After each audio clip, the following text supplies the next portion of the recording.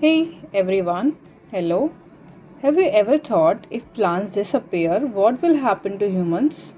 This simple question explains the concept of ecosystem.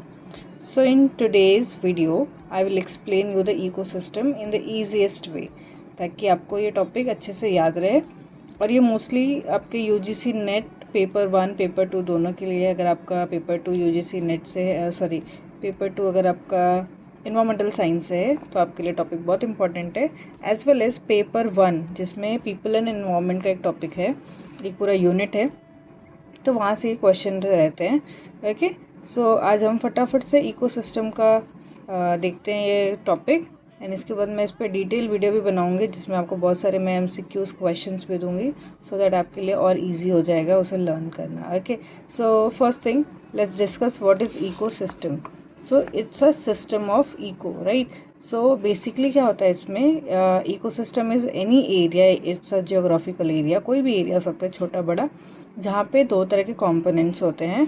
Component is the abiotic component and biotic component. Okay, so abiotic component क्या होते हैं? The non living thing which is made by the nature, example temperature, humidity, light, atmosphere pressure, oxygen, water, carbon dioxide, right. तो ये सारे component क्या कहलाते हैं? Abiotic component कहलाते हैं।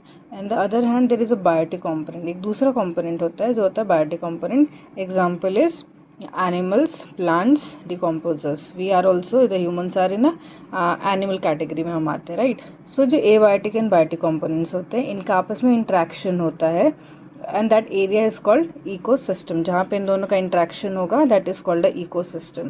Okay, so this is the structure of ecosystem, ये पूरा स्ट्रक्चर, इसको स्ट्रक्चर बोलते हैं। ओके, सो किसी भी इकोसिस्टम में अगर एबायोटिक कंपोनेंट है, प्लांट लाइक वाटर है, एयर है, बायोटिक कंपोनेंट है, कोई इंसेक्ट है, कोई एनिमल है, कोई प्लांट है, तो उनके बीच में इंट्रैक्शन होगा, उनके बीच में डिपेंडेंसी होगी and that system is called ecosystem. ठीक है, ecosystem is of two type.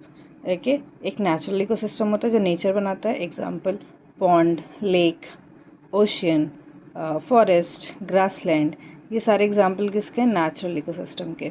And man made ecosystem भी बहुत सारे हैं, example garden, park, dam, buildings. Okay, so that is a man-made ecosystem. Okay, the classroom is also a man-made ecosystem and इसका पूरा मैं detail video बनाने वाली हूँ सो दैट आपको पेपर 1 पेपर 2 या इन्वायरमेंट से रिलेटेड आपके जो भी पढ़ाई कर रहे हैं उसमें आपको ये हेल्पफुल रहेगा। Thank you so much for watching the video and please subscribe my YouTube channel.